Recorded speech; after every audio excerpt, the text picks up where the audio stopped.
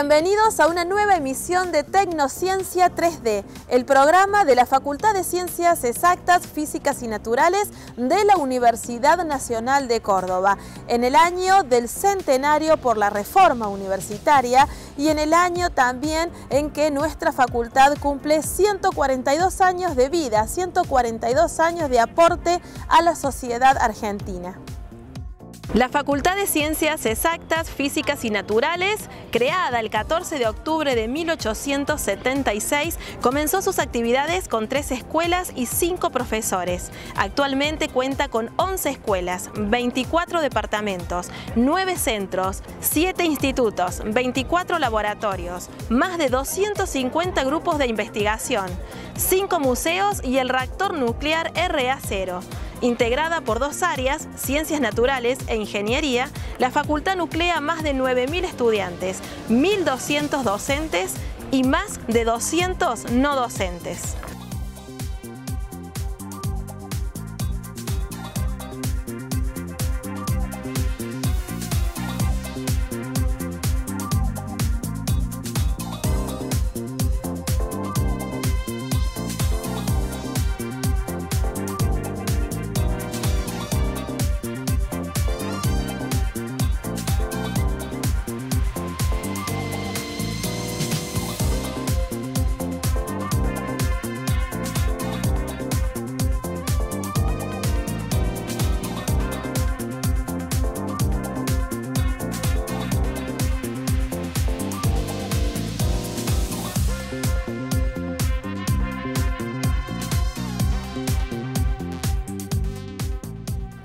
A continuación escuchamos la palabra del doctor Claudio Falaviña, docente de la cátedra Transporte 1 y Transporte 3 de esta facultad.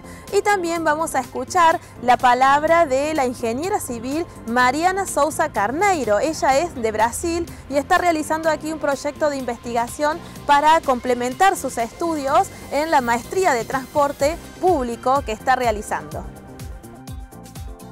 Soy profe acá en las materias de Transporte 1 y Transporte 3 de la Facultad de Ciencias Exactas. Bueno, y soy, digamos, doctor en Ingeniería de Transporte, hice la maestría de Transporte aquí en la facultad. El doctorado lo hice en Río de Janeiro, en la Universidad Federal de Río de Janeiro, a través del financiamiento del Centro de Estudios Latinoamericano de Formación Interdisciplinaria, el CELFI. Hemos recibido, digamos, uno de los programas que tiene CELFI es un financiamiento para recibir investigadores latinoamericanos que trabajen en temas acordes o, digamos, compatibles con los investigadores que están adscritos a CELFI de Córdoba. En particular, Córdoba, la Universidad Nacional de Córdoba, es el nodo que se llama Sustentabilidad y Desarrollo. CELFI tiene otro nodo que es Buenos Aires, que es sobre el tema de datos. Pero bueno, aquí en la Universidad de Córdoba se reciben proyectos que tengan que ver con sustentabilidad y desarrollo. Dentro de ese tema hay un tema que es transporte, y bueno, yo estoy como investigador adscrito de CELFI en ese tema, y bueno, hemos recibido, digamos, a través de la convocatoria que abrió CELFI en su momento, digamos, la visita de Mariana Souza Carneiro, que es ingeniera civil y está haciendo su maestría en Ingeniería de Transporte en la Universidad Federal de Río. Y bueno, ella nos va a explicar un poco su investigación y su trabajo. O que estou investigando acá ha empezado em minha facu, em Brasil, a Universidade Federal de Rio de Janeiro. E agora continuamos na Universidade de Córdoba com o prof. Claudio Falaviña. Y bueno, lo principal objetivo es comprender la función de transporte público en el acceso de las personas a sus empleos. Entonces, el transporte público tiene muchas funciones importantes, pero principalmente la función social. Así que, por ejemplo, en Río, a cada 4 deslocamientos de las personas a su trabajo, 3 son hechos por transporte público. E isso quando miramos a população como um todo. Pero quando miramos as pessoas mais pobres, com ingressos mais baixos, esse número é todavia maior. Assim que, para compreender melhor essa temática, elegimos um conceito muito conhecido na literatura de engenharia de transportes, que é o conceito de acessibilidade. Entonces, ¿qué es la accesibilidad? La accesibilidad es definida como la facilidad de las personas a accesar las actividades, las oportunidades que una ciudad tiene. Entonces, esas oportunidades pueden ser de salud, de educación, pero nosotros elegimos tratar apenas sobre los empleos, los mercados de trabajo. Entonces, ¿cómo hacemos para mensurar esa accesibilidad? Bueno, pasa que en Río hay 160 bairros y nosotros calculamos los tiempos de viaje en transporte público entre todos esos bairros. Con eso y con los datos de empleos del Ministerio de Trabajo de Brasil, podemos saber cuántos empleos una persona consigue llegar por transporte público en una hora. Y así mesuramos la accesibilidad. Entonces, ¿qué podemos mirar con eso, con los resultados? Es que hay muchos bairros que consiguen accesar como 70-80% de todos los empleos de la ciudad en una hora. Y al mismo tiempo hay algunos otros bairros que accesan mucho menos, como 10-20% en una hora. Así que si miramos el mapa de la ciudad de Río, si miramos más a la derecha, tiene unas accesibilidades muy elevadas y más a la izquierda podemos mirar accesibilidades más bajas. Así que este fue un primer resultado de nuestra investigación. Y con eso podemos seguir investigando otras cosas. Por ejemplo, lo primero que queremos estudiar es la desigualdad en esa accesibilidad, la desigualdad de renda principalmente. Entonces, utilizamos una herramienta muy conocida para avaliar desigualdades sociales que se llama una curva de concentración. Y con esa curva de concentración podemos separar la población por sus faixas de ingreso y mirar cómo las personas están accesando los empleos a partir de sus ingresos. Entonces miramos que, por ejemplo, los 50% personas de ingresos más bajos accesan como 10% de total de empleos en la ciudad. Bueno, ese es una de las primeras conclusiones de nuestra investigación, pero creo que el transporte público es un asunto muy importante y muy relevante para que todos nosotros refletimos sobre, nosotros académicos en la universidad, los políticos, creo que la sociedad como un todo. Bueno, lo que Marina está haciendo actualmente en Córdoba es parte de su tesis de maestría del programa que ella tiene en Río de Janeiro, digamos, en la Universidad Federal de Río de Janeiro.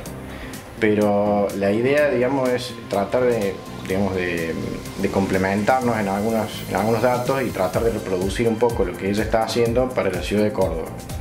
Y a su vez esto se vincula un poco con el tema de investigación que yo desarrollé mi tesis también sobre ese tema.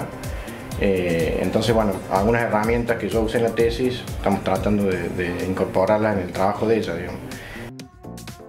Te invitamos a formar parte de las redes sociales de la Facultad de Ciencias Exactas, Físicas y Naturales. En pantalla estás viendo nuestras cuentas en las cuales podés ingresar y enterarte de todas las actividades que diariamente se realizan aquí en nuestra facultad. Te invitamos a ser parte de las redes sociales de la Facultad de Ciencias Exactas, Físicas y Naturales de la Universidad Nacional de Córdoba.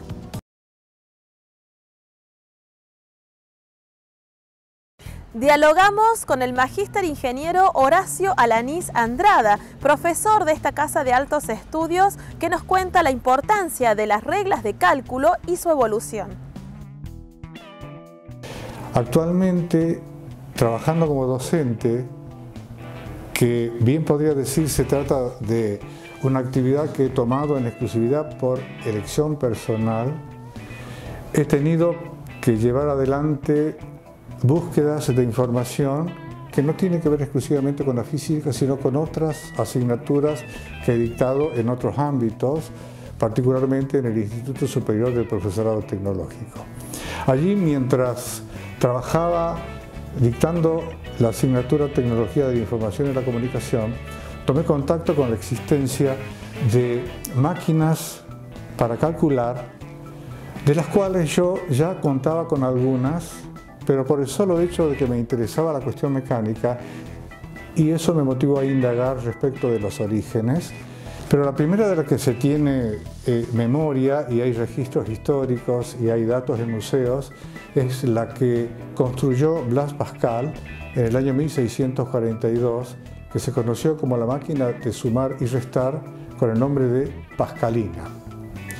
Esta máquina tenía una lógica de funcionamiento y un cinematismo interno que se mantuvo en uso en términos de concepto hasta el año o la década del 60 del siglo pasado, porque era realmente de avanzada, pero no tuvo éxito comercial, si bien se fabricaron y se comercializaron 50, a raíz de que en esa época la tecnología de los materiales y la tecnología del tallado de ruedas dentadas no estaba lo suficientemente desarrollada, entonces los elementos que la componían tenían fallas que finalmente, sumándose unas con otras, daban como resultado que ese instrumento valioso y producto de una alta inteligencia no tuviera confiabilidad en su funcionamiento.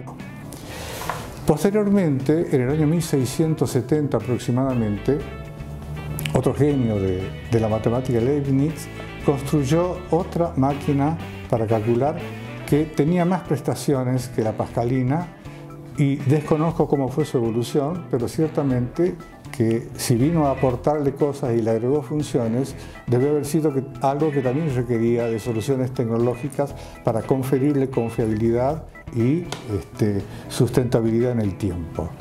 Desde mi punto de vista, el posicionamiento estratégico que tuvieron hace unos cuantos siglos atrás, quienes ya estaban visualizando que esos dispositivos iban a contribuir a hacer más fácil la tarea del cálculo. Otro elemento que tuvo una importancia notable en disparador de instrumentos o la construcción de instrumentos de cálculo fue la creación, también en el año 1615 aproximadamente, de una herramienta matemática llamada logaritmos, que la creó Neper. En base a los logaritmos, alguien construyó los primeros pasos de lo que hoy se conocen como reglas de cálculo, que fueron utilizadas por más de 2 siglos, hasta que finalmente, también en la década del 60 del siglo pasado, dejaron de ser utilizadas, pero no porque no sirvieran, todo lo contrario, seguían siendo útiles, solo que fueron reemplazadas por dispositivos de mayor velocidad, como esas calculadoras científicas que todos los estudiantes utilizan actualmente.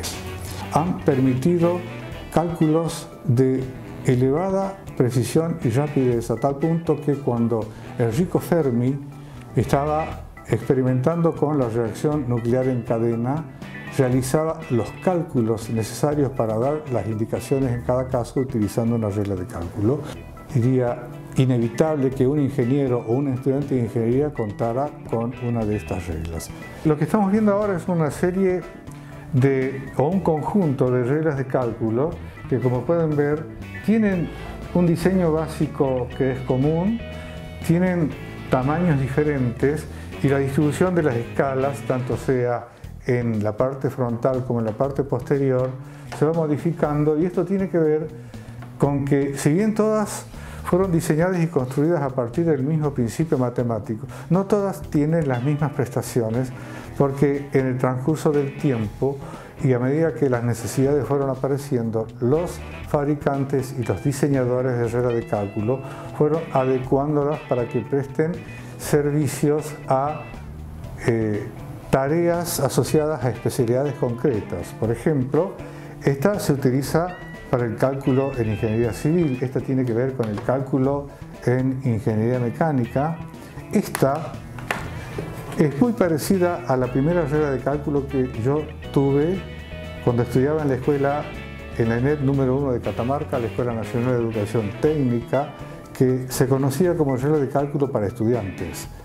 Y el manejo de esta regla de cálculo se hacía tomando las indicaciones que aparecían publicadas en este libro, Pero había otras que no venían con un fin específico y se conocían como círculo de cálculo o regla de cálculo circular. Todas estas tienen sus años, tienen muchos años, todas tienen desgaste, afortunadamente todas fueron utilizadas, todas prestaron servicios, todas permitieron resolver problemas, pero hay dos en particular que son estas que pertenecieron al ingeniero Jaime Font, ingeniero egresado de la Facultad de Ingeniería de la Universidad Nacional de Buenos Aires y del que soy orgulloso depositario por cuestiones afectivas. Solo por dar alguna información, para explicar cómo funciona o cómo se trabaja con esta regla habría que estar mucho tiempo, voy a contar que en virtud de las ventajas que ofrecen los teoremas de los logaritmos, estas reglas resuelven multiplicaciones o productos haciendo suma de longitudes y por cierto que para hacer divisiones utilizando diferencias de longitudes entre escalas.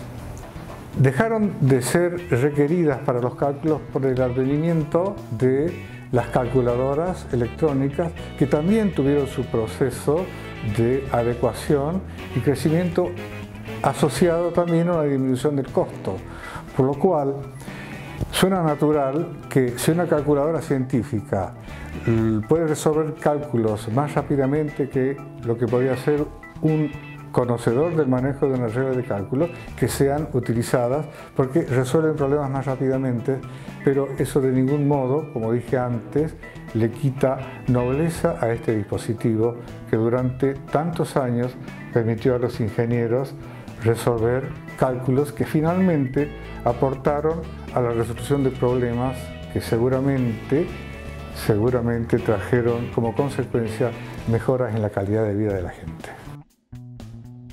Escuchamos a continuación la palabra del estudiante Lucas Mathieu, quien se encuentra realizando en nuestra facultad un intercambio. Él es de Francia y nos cuenta su experiencia aquí en la facultad. Yo soy de Francia y yo vine acá para estudiar en la UNC, en la Facultad de Ciencias Exactas. Soy en quinto año de Ingeniería Mecánica y sí, llegué acá porque me encanta descubrir una otra cultura, un otro país y sí, la UNC me ayuda mucho a integrarme en la ciudad de Córdoba y en la vida estudiantil también, con un grupo de personas de intercambio muy próximo, digamos, y con eso la PRI, el Secretario de Relaciones Internacionales, me dio la oportunidad de vivir la vida como casi un cordobés y el ambiente acá es muy agradable, personas muy amables también, sí, los compañeros fueron muy bonitos conmigo, ayudaron mucho para integrarme, para los apuntes, las clases, para ayudarme a ubicarme en la ciudad de universidad que está muy larga acá. Hace casi 8 meses que estoy acá. Hice un semestre de clase acá en la Facultad de Ciencias Exactas y con una carrera de una mezcla de ingeniería mecánica e ingeniería industrial. Y ahora por este semestre estoy en práctico un proyecto integrador. Entonces estoy en una empresa y tengo que hacer un trabajo para esta empresa. El deportes que practico acá, el fútbol, con la Facultad de Ciencias Exactas también. Y sí, me hice muchos compañeros y sí, me ayuda mucho a tener un otro aspecto que el del estudio, digamos, de la carrera. En pantalla podés visualizar las direcciones de Facebook, YouTube, Instagram y Twitter de nuestra Facultad de Ciencias Exactas, Físicas y Naturales. A través de las redes sociales podés enterarte de todas las actividades que diariamente se realizan en la facultad.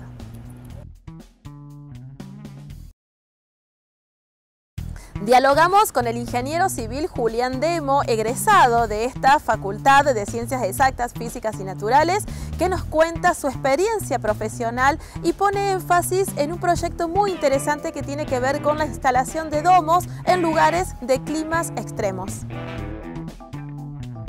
Y bueno, yo creo que como el gran camino que hacen todos los profesionales apenas salimos, los primeros pasos son aprender en la obra, que ahí te chocas con una realidad totalmente distinta al ámbito académico, que es muy linda y se aprenden un montón de cosas, sobre todo las cosas que no te enseñan en la universidad, como es el contacto día a día con el personal, el entorno de trabajo, que es muy lindo. Bueno, entre obra y obra, terminé en una de mis últimas actividades en obra, precisamente fue una jefatura de obra y una coordinación de varias obras en la central nuclear de Embalse, ahora en la extensión de vida, que se está realizando en la actualidad. Ahí me llevó a Santa Rosa de Calamuchita. En ese proceso, paralelamente, Mariano Garzotti, que es mi socio hoy, amigo, más que socio, guía de montaña de profesión, y del lado de la ingeniería todo el aporte que le podía dar. Me llevó a empatizar con la actividad, tuve que empezar a hacer actividad de montaña para entender lo que él me quería transmitir, lo que era el frío, lo que era el viento. Entonces, bueno, es todo un desafío que nos llevó a que primero lo encaramos como una necesidad propia nuestra de ampliar un refugio de montaña que teníamos en el Champaquí. Empezamos prueba-error, haciendo algo en una escala que teníamos en acceso en Santa Rosa. Empezamos a desarrollar, a ver qué había en el mercado, qué podíamos aportar, qué tecnología usar. Y bueno, así fuimos creciendo, hicimos unas pruebas en Santa Rosa y le extrapolamos a la montaña, con todo lo que significa llegar a esa montaña que no tenés acceso, que llevar todos los materiales, hacer una construcción en poco tiempo, muchos metros. Hicimos algo de 120 metros en un fin de semana. Hoy, después de 3 años, estamos contentos porque ya pasaron más de 1000 personas, que eso también le da un aporte de valor a la empresa que apostó en nosotros. Y bueno, después de una charla con Mariano, de estar muy contentos por lo que hicimos, lo que logramos, no nos queríamos quedar con eso, que seguía siendo un proceso medio artesanal porque tuvimos que dedicarle a estar nosotros mucho de eso. Decidimos darle una vuelta más y hacer una apuesta un poquito más, agregarle un poquito más de tecnología, más de desarrollo, investigación de nuevos materiales. Decidimos encarar una producción más seriada, que se pueda vender y que el mismo usuario lo pueda armar. Si bien siempre tiene un asesoramiento en un montón de cuestiones como dónde instalarlo, los lugares para que no fracase el producto, ¿no? Y eso, bueno, nos llevó a lo que hoy, digamos, fue la tercera generación, y una de esas personas que se la contamos viajó a Antártida y nos propuso llevar nuestro domo a Antártida, que era un desafío. Ese mismo prototipo, cuando nos plantean ir a Antártida, nos pusimos a investigar qué es Antártida, cuáles son los climas de Antártida, cuáles son las temperaturas, el salto térmico, la inercia térmica que necesitamos crear en el ambiente interno, cuáles eran las medidas de seguridad y qué valor le queríamos agregar a la gente que usaba, lo que en realidad los queríamos cuidar en ese lugar y a los materiales que ellos tenían. Entonces fue así como, bueno, empezamos a estudiar los vientos, la curva de vientos que ellos tenían. Entonces, bueno, hicimos una extrapolación técnica de eso y así fue como realizamos todo el proceso. A su vez, ahí aparece otro ente que me parece importante mencionar, lo que es el INTI, que lo tenemos acá al lado. Ellos tienen un departamento de materiales compuestos muy interesante. Golpeamos la puerta como cualquier vecino y tuvimos la mejor recepción. Ellos nos brindaron todo su apoyo, su equipo técnico, y hoy en el presente, a su vez de hacer una prueba en laboratorio en escala 1 en 1, estamos realizando con ellos toda una certificación voluntaria de lo que es el material para este producto. No solamente del material en sí, sino condiciones de habitabilidad, como por ejemplo la temperatura, que es importante. Y bueno, y hoy presente estamos en otros desafíos, que ahí fue cuando también volvimos a la universidad, golpeamos otra puerta, que fuimos a la universidad, a la unidad de vinculación tecnológica, y bueno, nos juntamos con ellos, le planteamos una propuesta para un programa de la provincia de Córdoba que se llama Fontec, que es para nuevos desarrollos, y nosotros propusimos, digamos, un desafío más. Si queríamos ir a las grandes alturas, no queríamos solamente protegerlos del frío, del viento y de esas cosas, sino hay un problema muy grande que es el mal de altura.